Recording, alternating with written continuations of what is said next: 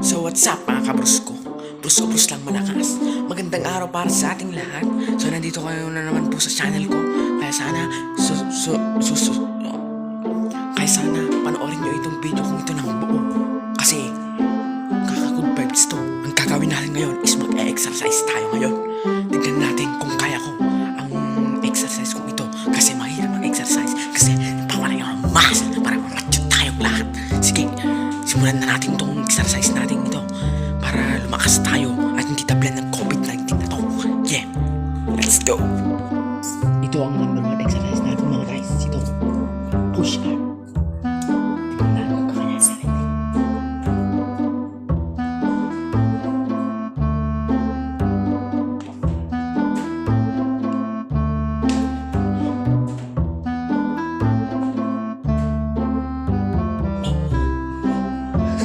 Napakahirap niya guys.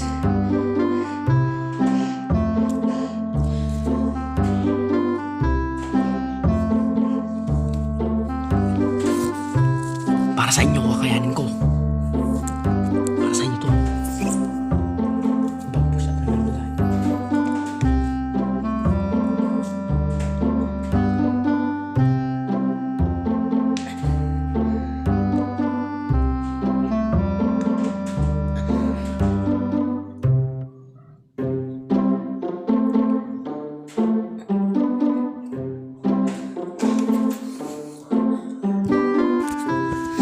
Kita nyo, kaya-kaya ko.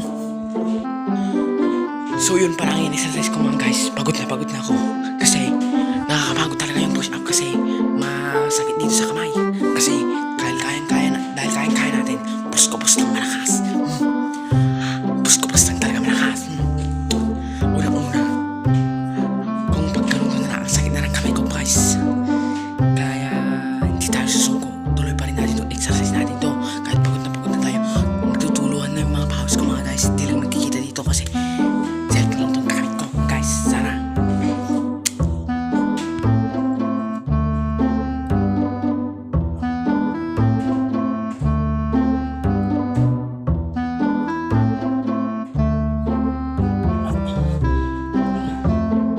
ang hirap talaga guys. Mahirap talaga na mag-exercise ngayon guys. Push lang din malakas guys. Napakahirap mag-exercise guys. Sabi nga, mag-exercise tayo tuwing umaga. Sabi nga guys, narinig nyo ba yung kantang yun? So, walang kwentang content to guys. Yan o, may tagyawat pa ako dito. Ano ba naman itong mga tagyawat na to? Nakakainis. So i-update ko na lang sa kayo sa aming bahay kung ano nangyayari ngayon. Napakainit ng panahon guys. So nandito tayo ngayon. Yun yung bakuran namin guys. Yun yung lapisahan namin doon. Yun. Ito guys, yun.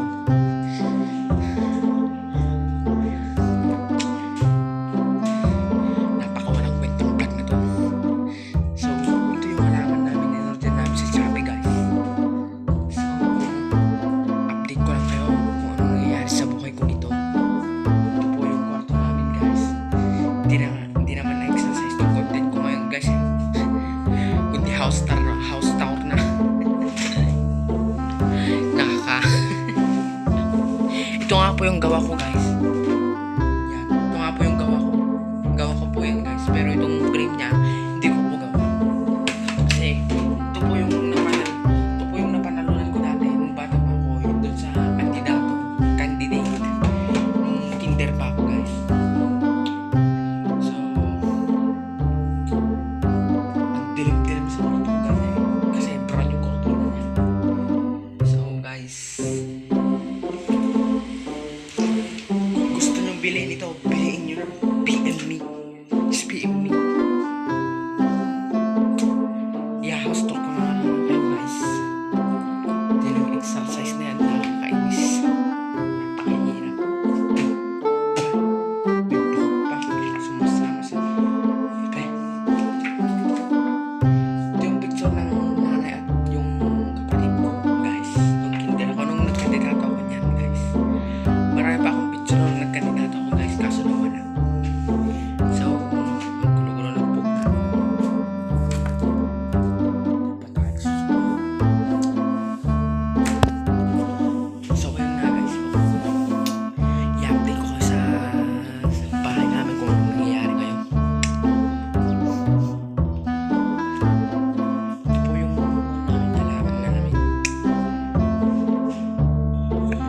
nagtatapos tong video natin kasi